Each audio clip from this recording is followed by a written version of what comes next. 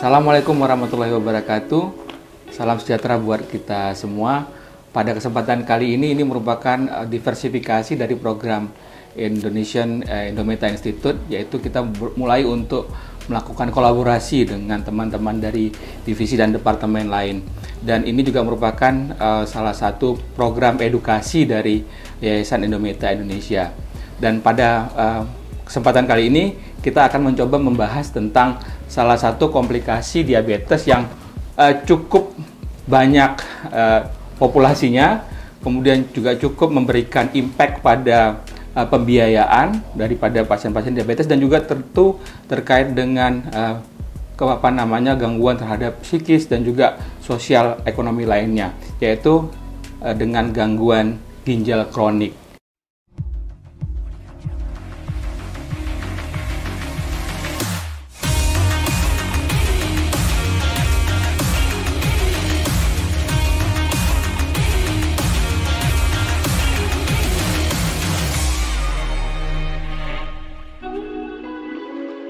Kita sapa dulu, Dr. Rifai. Gimana, Dr. Rifai? Alhamdulillah, sehat ya. Habis hari ini apa aktivitasnya sudah? Aktivitasnya ini tadi pagi baru pasang akses itu, ada 4 pasien rawat inap kita itu yang membutuhkan cuci darah. Jadi sekitar rata-rata itu sehari ya sekitar 5 sampai 10 pasien rawat inap baru per harinya. Per hari ya? Itu pasien-pasien semua dengan chronic kidney disease ya, gagal ginjal kronis. Jadi kalau mungkin Dr. Rifai bisa sampaikan seberapa besar sih gambaran pasien gagal ginjal kronis di kita? Kalau tadi 4 sampai 5 per hari? Iya. Kalau kita asumsikan bahwa prevalensi gagal ginjal kronis itu atau yang kita namakan dengan end-stage renal disease, berarti CKD-nya itu kan ada stage 5. CKD itu kan ada stage 1, stage 5. Yang kita masuk pada kondisi yang memerlukan renal replacement therapy dalam hari ini salah satunya adalah cuci darah, itu kan yang stage 5 atau stage renal disease itu. Kalau kita perkirakan sekitar 500 per 1 juta penduduk. Kalau misalnya di Malang Raya ini sekitar ada sekitar 3 jutaan penduduk ya. Kalau kita hitung-hitung ya sekitar 2000-an pasien itu. Ya. Itu yang kemungkinan besar adalah yang sudah mengalami end-stage renal disease dan memerlukan cuci darah. Bisa kita bayangkan itu ya. Malang Raya itu ada Kabupaten Malang, ada Kota Malang, terus ada Kota Batu sendiri. Belum juga Malang ini juga ada dapat limpahan karena dia berbatasan langsung dengan Pasuruan, berbatasan langsung dengan Blitar. Otomatis juga pasien-pasien dari sana juga akan meluber ke sini ya? Semua. Bisa jadi sekitar 2000-an orang itu yang kalau misalnya kita betul-betul itu tercover dengan baik, dia itu bisa masuk ke sarana prasarana kesehatan yang ada unit cuci darahnya ya sekitar 2000-an. Nah, kalau di 2000 itu sebagian besar penyebabnya kenapa ya? Iya. Kalau secara umum hampir sama.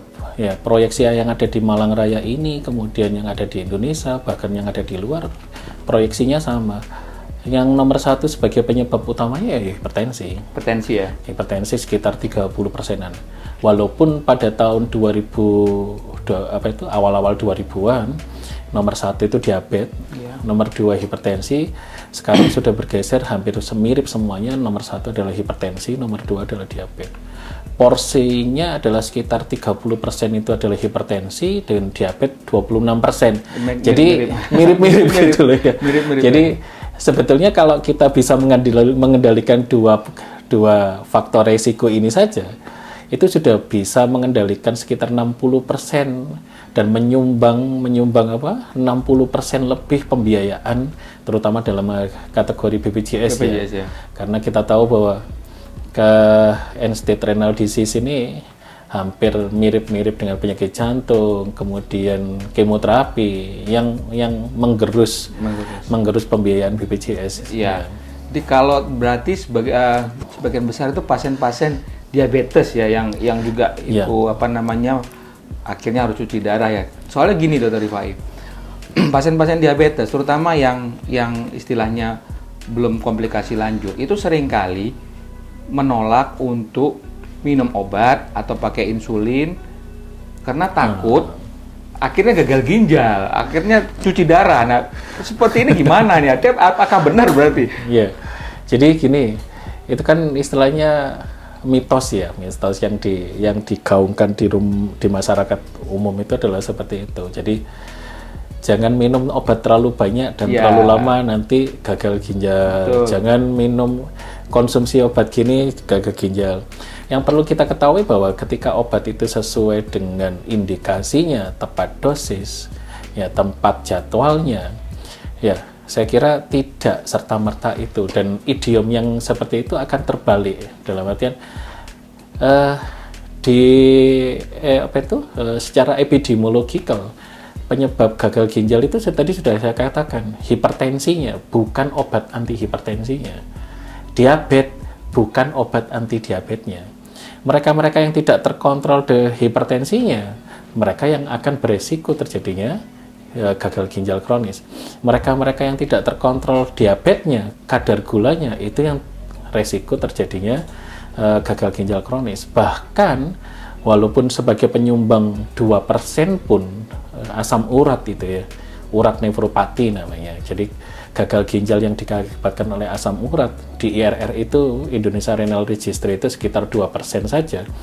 Ketika asam urat itu tidak terkontrol dengan baik, ya itu yang menjadi penyebab orang gagal ginjal, bukan obatnya. Jadi jangan salah kaprah menafsirkan, kecuali obat-obatan tertentu yang memang tidak tepat indikasinya, tidak tepat dosisnya, dan itu digunakan secara long term, misalnya kayak obat nyeri ya, obat nyeri itu ya pegelino nyeri, langsung minum A, minum B, minum C, minum D, ya itu akhirnya digunakan secara lama, itu pun juga menjadi salah satu penyumbang untuk orang itu gagal ginjal kronis. Termasuk mungkin suplemen yang tidak pada tempatnya itu. Jadi jangan dibalik-balik. Jadi artinya memang kalau begitu kita bisa simpulkan ya, kalau pada pasien-pasien diabetes yang nomor satu itu adalah kendali gula yang baik, selain faktor-faktor risiko yang lainnya. Kendali gula darah itu bisa didapatkan dengan minum obat secara teratur. Artinya tentu dokter itu juga telah memilih obat-obat yang memiliki efek protektif juga pada ginjalnya, sehingga tidak menambah lagi komplikasi dari ginjalnya untuk yang selanjutnya ya. Jadi tadi Dr. Prifai sudah sampaikan bahwa bukan obatnya, tapi karena memang disease, perjalanan dari disease-nya itu sendiri ya. Dan satu lagi Dokter Ruli yang perlu digarisbawahi untuk pasien-pasien diabetes terutama, ketika pasien diabetes itu sebelumnya tidak ada hipertensi, kemudian setelah 2 tahun, 3 tahun kemudian ada hipertensinya, hati-hati, hati-hati, harus cek and recheck, screening terhadap kondisi ginjalnya, itu kata kuncinya di sana. Jadi kok dahulunya tidak ada hipertensi, kemudian jadi hipertensi, berarti ada masalah. Karena kita lihat kalau secara keilmuan, kan ada faktor metabolik, ada faktor vaskuler di situ, yang ada juga faktor oksidatif stres. Untuk pasien itu dari DM, kemudian jadi CKD, kan gitu. Faktor vaskuler ini juga akan berperan penting, sehingga ketika ada hipertensi, berarti ini harus di screening, minimal urin lah, kencing itu yang ada protein urinnya atau enggak, ada kemudian ada eritrosit urinnya apa enggak, atau sel darah merahnya yang tidak disebabkan oleh hal lain. Dokter Rifai sudah masuk ke situ tadi terkait dengan apa namanya penapisan, screening ya. Jadi sebenarnya pasien diabetes ya tidak ada keluhan nih, tidak ada keluhan. Terus ini apa yang harus kita kerjakan untuk bisa menapis atau men-screen kira-kira ada gangguan ginjal atau enggak? Iya. Setidaknya yang pertama memang harus kendali gula darah ya Dokter Lia. Ya gula darah puasa tapi 2 jam setelah makan. Cuma yang saya sarankan banget itu ya HbA1c. Karena kita tahu bahwa gula darah, walaupun dalam tanda kutip gula darah puasa itu sifat memang puasa, kemudian 2 jam setelah makan itu memang 2 jam setelah makan, tapi ini sifatnya adalah sesaat itu aja. Ya saat itu aja, tidak bisa mendeskripsikan bahwa 1 minggu sebelumnya, 2 minggu sebelumnya, 1 bulan sebelumnya itu sama sebetulnya. Jadi A1C itu atau HbA1c itu yang menjadi satu patokan kita, bahwa kan beberapa penelitian itu juga menyebutkan A1C semakin tinggi maka resiko terjadinya penurunan fungsi ginjal atau komplikasi juga akan semakin tinggi. Satu itu kalau ini. Terus yang kedua, jangan lupa selain memeriksa kendali gula darahnya, periksa minimal urin tadi. urin lengkap tadi, setidaknya apakah sebelum mengacu pada pemeriksaan yang lainnya, kita harus curiga kalau misalnya itu ada protein plus 1, plus 2, atau plus 3 bahkan di hasil pemeriksaan urin kita, ya, yang tidak disebabkan oleh tidak ada tanda-tanda infeksi, tidak ada tanda-tanda batu, tidak ada tanda-tanda keganasan, atau kita tidak over exercise misalnya. Itu kita harus curiga, ada apa dengan ginjal kita sampai ada protein di sana, sehingga itu harus ditindaklanjuti, ditelusuri. Apakah harus, kan ini sifatnya kualitatif ya Bos, harus dilihat secara kuantitatifnya berapa, apakah lebih dari 30 atau bahkan lebih dari 300 yang menunjukkan bahwa adanya kebocoran pada ginjal. Ya. Jadi minimal itu murah banget. Murah. Tapi saya ini Dokter Rifai, kalau kita ini kan kita sebagian besar pasien kan covered by National Insurance ya, BPJS ya, Sistem Jaminan Sosial Nasional. Dan untuk pasien-pasien diabetes ya, kemudian dia BPJS, itu kan ada program yang namanya Prolanis ya, program penanggulangan penyakit kronis. Dan di Prolanis itu, kalau saya tidak keliru, itu ada fasilitas di dalam 1 tahun 2 kali pemeriksaan urin albumin kreatinin ratio. Mungkin ya, ada tanggapan Dok untuk itu. Seberapa urgensinya pemeriksaan itu? Ya, sebetulnya ini kan sifatnya albumin atau protein kreatinin rasio ini kan sifatnya adalah melihat kondisi kebocoran ginjal yang sifatnya kuantitatif akibat protein tadi. Ya. Ya. Ya. Nah, pintu masuknya dari mana? Kuantitatif artinya jumlah ya? Jumlah. Oke. Ya. Pintu masuknya sebetulnya dari mana? Pintu masuknya sebetulnya dari pemeriksaan urinalisis tadi. Mudah kok, dengan tes celup gitu aja kita sudah bisa saring sendiri.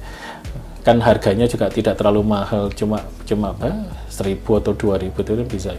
Nah, yang tadi saya katakan, ketika itu sudah dilakukan pada, ternyata hasil urinalisisnya itu protein positif 1, positif 2, kemudian kita lakukan anamnesis pada wawancara pada pasiennya atau heteroanamnesis pada keluarganya, dan tidak ada penyebab lain, ya, pasien ternyata hanya punya diabetes, atau pasien hanya punya hipertensi misalnya, atau pasien hanya punya asam urat, maka urin yang ada proteinnya ini, kencing yang ada protein ini harus dikonversikan ya menjadi kuantitatif protein nuria. Normalnya kurang dari 30. Kalau 30 sampai 300 berarti ada mikroalbuminuria maksudnya. Berarti ada, ya bayangkan aja kalau misalnya kita punya saringan santan gitu ya. Saringan santan itu sudah mengalami kebocoran, dan kebocorannya itu mengenai protein-protein dengan nilai size-nya itu kecil.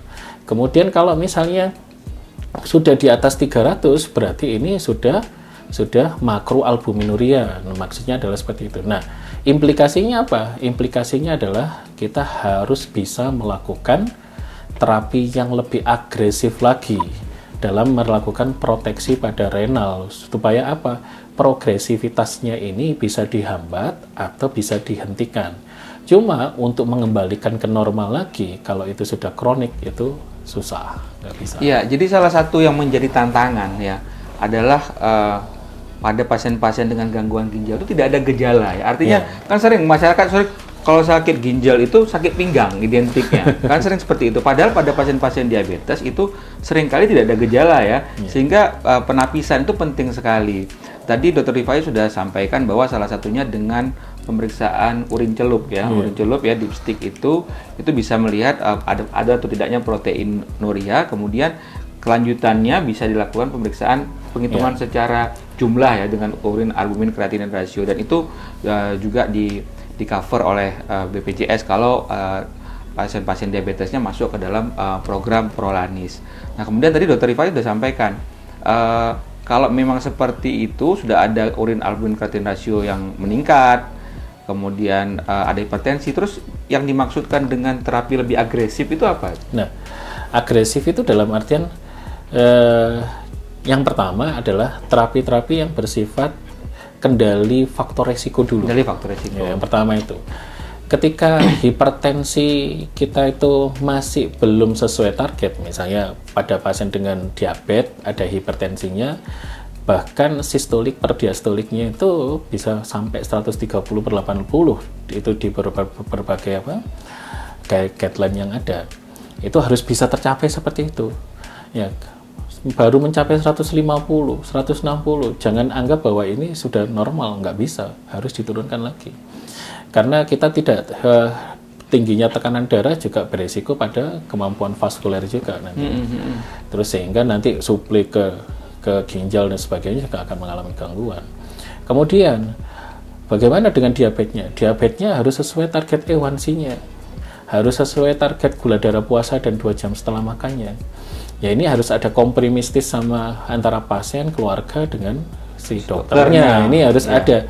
Sifatnya ini harus paham apa yang dimaksud dokternya, pasien juga harus paham apa yang keinginan dari dokternya itu keluarga juga mendukung. Jadi ada support sistemnya, sehingga harapannya target-target tadi yang sudah diharapkan itu bisa tercapai juga harus tercapai. Tidak hanya diet, tidak jenang aktivitas fisik, obat-obatan pun itu juga masuk ke dalam sana, itu menjadi satu kesatuan. Bahkan asam urat pun, bahkan kalau misalnya pasiennya obesitas, itu harus diturunkan obesitasnya. Bahkan kalau misalnya LDL-nya tidak sesuai target, itu harus diturunkan LDL-nya. Jadi sifatnya kompleks dan komprehensif. Ya, komprehensif. Ya. Terus yang berikutnya adalah kita memberikan obat-obatan yang sifatnya rinoprotektif. Ya, misalnya contohnya yang sifatnya rinoprotektif apa? ACE atau ARB di sini sudah masuk. Dok, tekanan darahnya saya masih normal dan sebagainya. Kalau itu misalnya sudah ada proteinurianya, itu ACE atau ARB golongan pril, lisinopril, captopril itu dengan low dose itu sudah mulai bisa dimanfaatkan di sana. Tujuannya punya rinoprotektifnya di sana. Itu hal-hal yang seperti itu. Jangan lupa juga nanti perubahan pola hidupnya, dietnya, tadi lifestyle-nya, ya harus berapa liter minumnya, jadi dijaga jangan sampai dehidrasi, dijaga jangan sampai infeksi, terutama pada wanita. Hal-hal yang seperti itu, ya ini yang kita katakan sebagai aggressive treatment karena sifatnya kompleksitasnya tinggi dan membutuhkan support sistem yang tinggi terutama di keluarga kan gitu. Iya, dan sebenarnya juga obat-obat yang disebutkan oleh Dr. Rifai itu ada di fase ke-1 ya. Iya. Obat captopril, lisinopril ya, golongan-golongan sartan juga ada. Jadi bisa dimanfaatkan sejak awal apabila memang sudah ada indikasinya. Kembali, indikasi itu dokter yang menentukan. Ya, jadi pasti akan memilih obat-obat yang pasti tidak akan menambah progresivitas dari penyakit ginjalnya. Jadi jangan sampai ada anggapan ya minum obat malah ginjalnya nanti akan menjadi lebih buruk kualitasnya.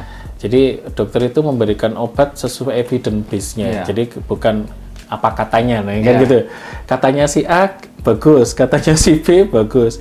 Dok, saya boleh minum ramuan ini enggak? Katanya sana bagus, katanya ini. Ya, itu kita tidak menyarankan apa katanya, tapi kita menyarankan yang seharusnya ada di evidence base-nya. Dan itu insya Allah dokter pada paham itu. Iya. Dan juga mungkin dari sisi tenaga medis juga akan memilih obat-obat yang paling cocok ya. Jadi jangan karena tetangganya cocok minum obat A terus minta obat A, padahal belum tentu cocok dan sesuai dengan kondisi pasiennya. Karena masing-masing pasien mempunyai karakteristik yang seperti Dr. Rifai tadi sampaikan. Karena bukan hanya tekanan darah ya dok ya, bukan hanya gula darah, tapi tadi LDL-nya, kolesterolnya, dan satu lagi mungkin Dr. Rifai, ini satu lagi terkait dengan kebiasaan juga saya melihat pasien-pasien diabetes itu masih banyak yang merokok. Nah, itu gimana Dr. Rifai? Masih banyak yang merokok. Jadi kadang datang ke kita itu minta gula darahnya normal, tensinya normal, kolesterolnya normal, tapi Bapak masih merokok. Masih. Nah, itu gimana tanggapan Dr. Rifai?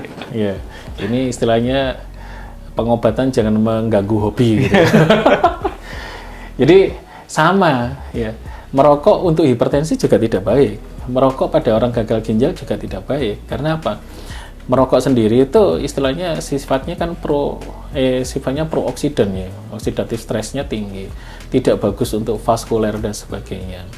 Ya, karena hal itu semua maka ketika dia sudah punya faktor resiko seperti diabetes, hipertensi sudah berpengaruh, kebiasaan merokok itu juga bisa berpengaruh. Setidaknya dari berbagai jurnal yang ada, merokok ini kan sifatnya independent risk factor, faktor resiko yang tidak bergantung pada yang lainnya. Ketika dia ada sendiri, misalnya kayak penyakit jantung ya, penyakit jantung koroner gitu ya. ketika hipertensi tidak ada, diabetes tidak ada, merokok ada, ini sudah menjadi satu independent risk factor untuk dia terkena penyakit jantung koroner kan gitu. Tetap itu harus dikontrol dan dikendalikan. Baik, terima kasih Dr. Rifai, cukup jelas ya dalam 20 menit ini kita berbicara mengenai diabetes dan penyakit ginjal kronis, khususnya terkait dengan penapisan ya, penapisan untuk pasien-pasien diabetes supaya tidak jatuh ke kondisi gagal ginjal. Karena tadi Dr. Rifai sudah menyampaikan kalau sudah sampai ke gagal ginjal itu akan banyak yang menjadi terkait dengan komplikasinya. Nah tadi pesannya adalah highlightnya adalah terkait dengan kendali faktor resiko untuk bisa menghindari terjadinya komplikasi akibat diabetes ke ginjalnya. Jadi ada ABCD kalau kita simpulkan. A itu adalah A1C ya, kendali gula darahnya. Kemudian B itu adalah blood pressure. Tadi Dr. Rifai sudah sampaikan juga penggunaan obat-obat seperti ACE, ARB ya, walaupun tensinya belum tinggi tapi itu ada manfaatnya untuk renoprotektif. C-nya itu adalah kolesterol untuk kendali dislipidemianya, dan D itu ada diet and lifestyle. Tadi Dr. Rifai juga menyampaikan mengenai dietnya, kemudian exercise dan juga stop merokok. Dan satu lagi D-nya mungkin itu adalah drug ya, obat-obat yang memiliki efek renoprotektif dan juga efek yang bersifat positif untuk ginjalnya. Sekali lagi terima kasih Dr. Rifai. Mudah-mudahan ini bisa bermanfaat untuk kita semua, dan stay terus di channel YouTube kita Endometa Indonesia, dan juga kita punya IG Endocrine Metabolic Indonesia. Terima kasih, sampai jumpa pada pertemuan berikutnya. Assalamualaikum warahmatullahi wabarakatuh. Waalaikumsalam warahmatullahi wabarakatuh.